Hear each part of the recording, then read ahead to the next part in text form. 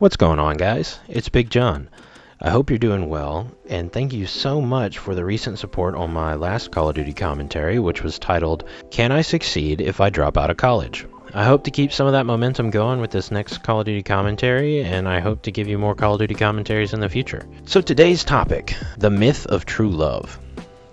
Now, before I get into it, I just want to give you guys some context so you can see where I'm coming from. I got married this past October to my very wonderful wife, and it has been the most rewarding experience that I have ever had. I now have somebody that I can trust with everything on my mind and on my heart, and I have somebody that will look out for me and take care of me, and in return I get to do the same fulfilling thing of taking care of another person and being loved and receiving love. And that's all we really want at the core as being humans, is we want to be seen, accepted, and loved. So I'd like to share what I've learned from this process, and hopefully I can save you a few hurdles in your dating process, or maybe I can reassure that you're doing the right things and what you're looking for. And there's a lot to talk about, so let's hop into it. So this myth of true love, let's dive into it. I want to start with a quote that I got from a licensed marriage counselor that I'm actually friends with.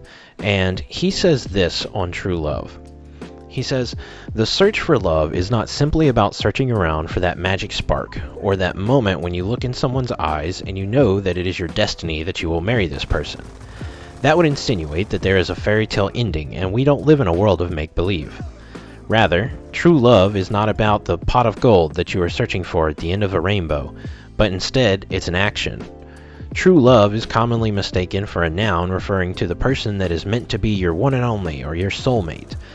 When in reality, true love is a verb that stands for the act of surrendering your desires so someone other than yourself would be lifted up and supported." Whew, man, talk about a intense quote. Now, when I thought about this new definition of what true love is, I realized something. It really changed my whole perspective, and it honestly rocked my world. This new perspective is that we don't just run into our soulmate one day. Instead, we get to decide who that person will be, and then we have to attempt to truly love them by caring for them as selflessly as we can. So we can't just sit around waiting for the right person to just pop up in your life, whether you're swiping through Tinder or just sitting at a bar waiting for a pretty girl to walk in. But instead, once you find somebody who compliments you well, you've got to be ready to serve them to the best of your ability, and also you need to make sure that they reciprocate that, because you get to choose who that true love is. It's not about just waiting around until they pop up in your life. Now, on top of this licensed marriage counselor, I've had a lot of mentors in my life, and most of those mentors have given me the same general direction. Now, when I say mentors, I'm talking about guys who have been married and what they did in order to have a successful marriage and a successful dating. Obviously, they got to the point of marriage, right? And one of the first steps that all of them will tell me is that you have to take a step back and you have to reevaluate what you're looking for. You can't just be looking for flaky things that fade over time, like if you're a guy looking for a girl that's skinny, or if you're a girl looking for a guy that's over 6 foot. You can't just be looking for a girl who exceeds a certain level of beauty, and you can't just be looking for a guy because he has a lot of muscles. You know, beauty, physical attributes, they all fade over time. Now, don't get me wrong, it's perfectly okay to have a type. You know, sexual attraction is a real thing.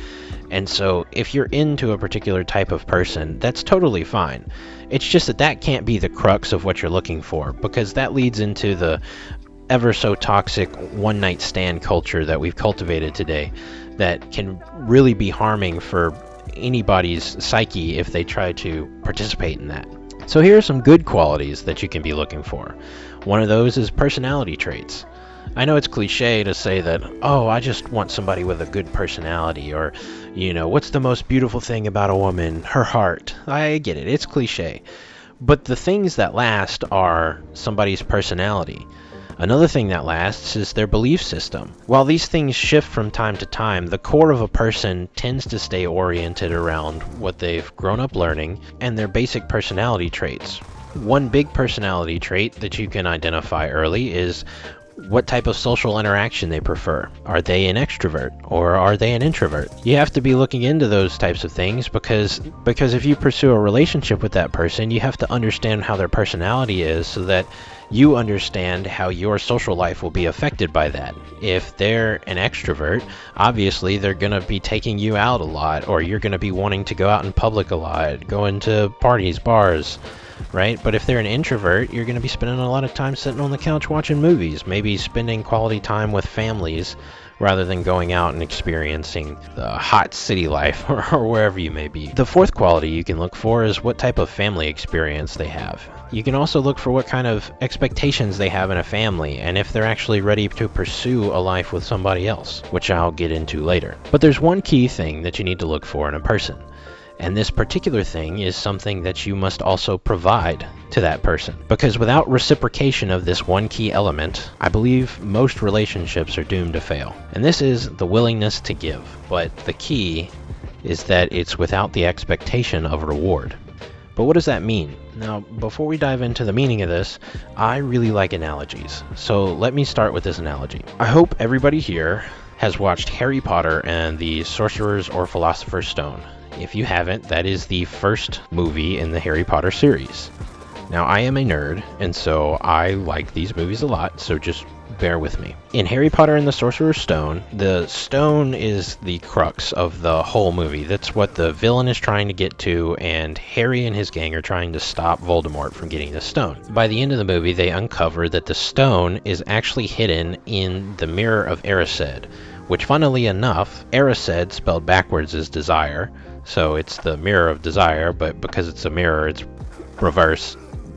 I'll shut up. Anyway, now let me explain quickly how the mirror worked. So, how the Mirror of Erised worked was that whoever was standing in front of it, the mirror would look into that person's heart, and it would show a reflection of them, but not just a normal reflection. It would show a reflection of what that person desired most in their heart.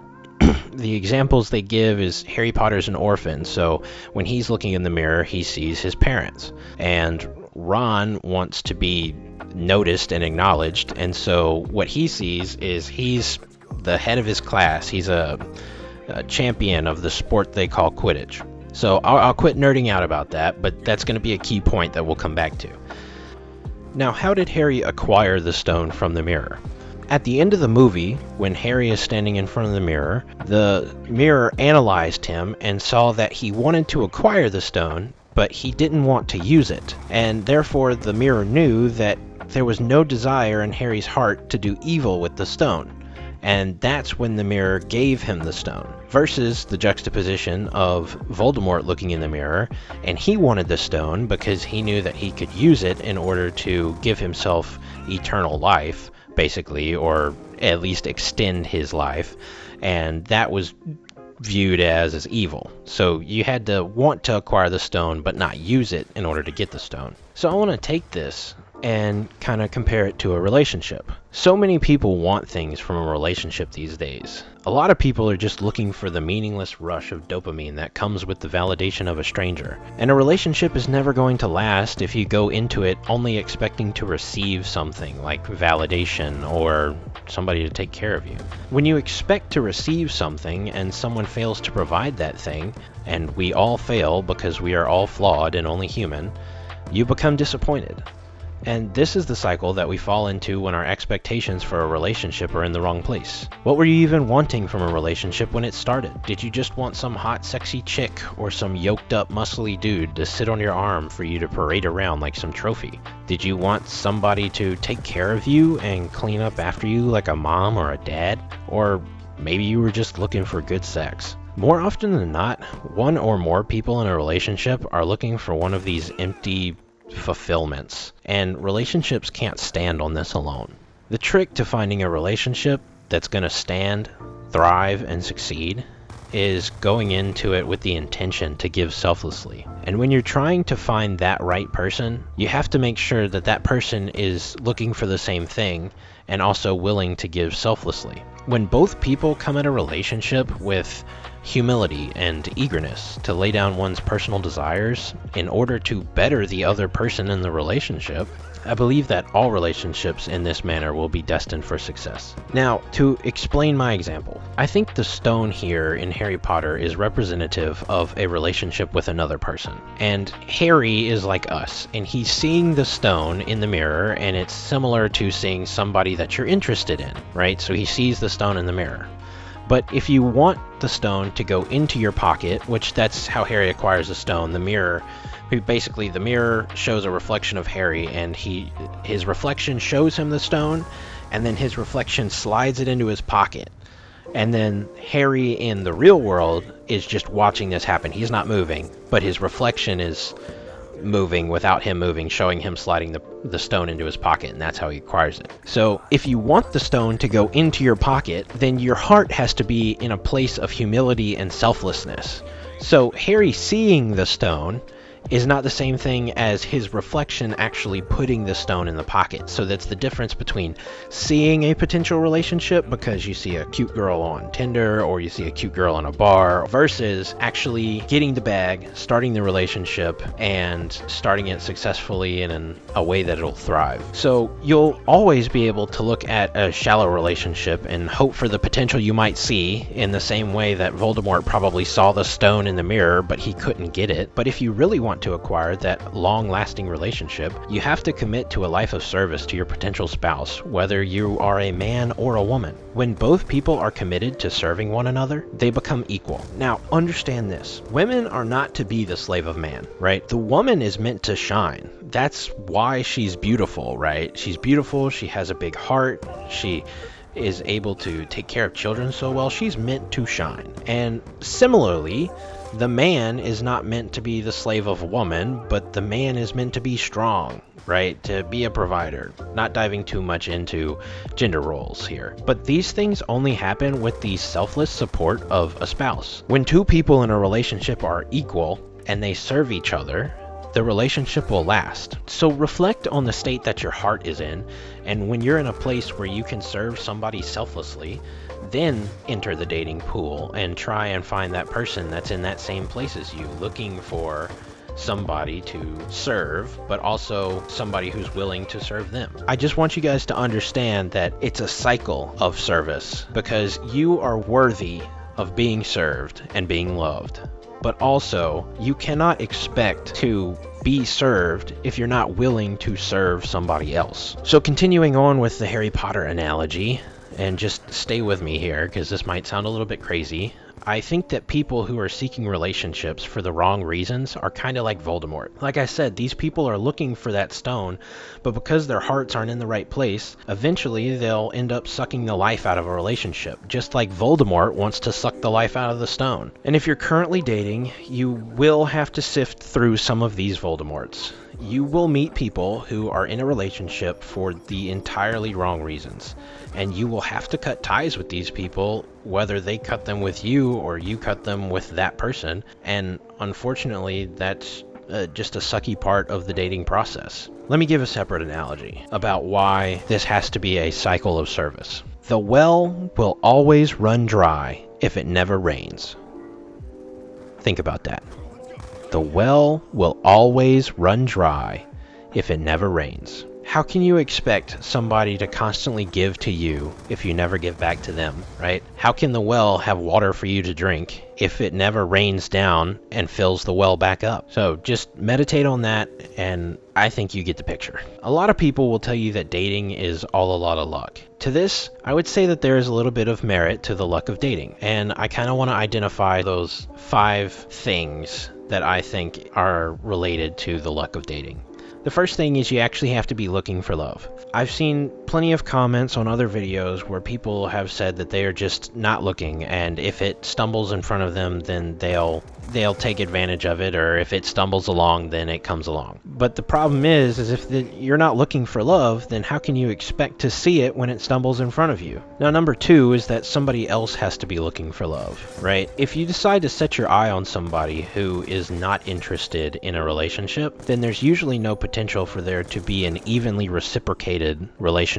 If somebody is not interested in a relationship, but continues to enter one, oftentimes that person is doing it in order to please the other one and not because they really want to be in the relationship. And being in a relationship in order to please somebody is not enough juice for it to stand on its own. So they have to be wanting a relationship. Now, number 3 is that you usually have to be in the same physical location or nearby to meet this person. What I mean by that is you have to be close in geography. Otherwise, it's going to be very difficult to do 3 of the 5 love languages. And those 3 are physical touch, acts of service, and quality time. How are you going to be able to do those in a sufficient manner if you're not there to actually perform those acts? With a long distance barrier, it's extremely difficult to love somebody to the fullest. And I did long distance for 2 years, so I can attest to the truth of that statement. Now, number 4 is that this person has to have honorable intentions. Now, this is kind of more so like a number 1 type thing, but I kind of saved it to here because it's an easy one. And for the women out there, you have to make sure that your guy that you decided to date isn't just trying to get into your pants.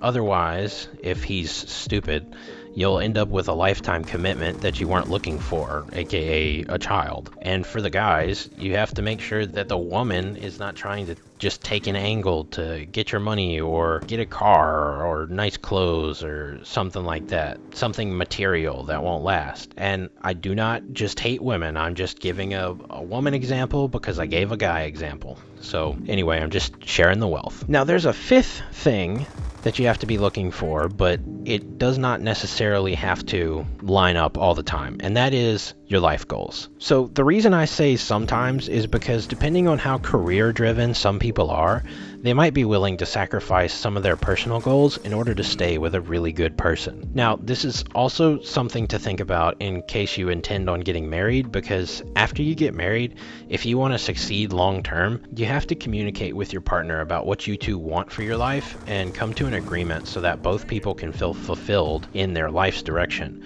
which means that both people may have to sacrifice some of their personal goals. Now, there are 5 key elements to that luck of dating, but I believe that if you think about true love as an action and not a mythical person that walks into your life, and you go into a relationship with the right intentions, then when those 5 key elements of luck line up and you find that person that's looking for love, is close by in location, has good intentions for their life and yours, and has life goals that you can work into a long-term relationship, then you're a lot more likely to be successful in your dating career. I mean, ultimately, love does come when it comes, but don't stop looking. And also be open when it comes unexpectedly. Love is not about looking good or being rich or even being intelligent. If you want love, the key is that you have to be willing to sacrifice. But also, to my kings and queens of the world, don't settle for somebody that won't selflessly give to you. You do deserve to find somebody that supports you, but you just can't expect to be supported if you don't want to reciprocate that support. Be like Harry. Try and have a good heart.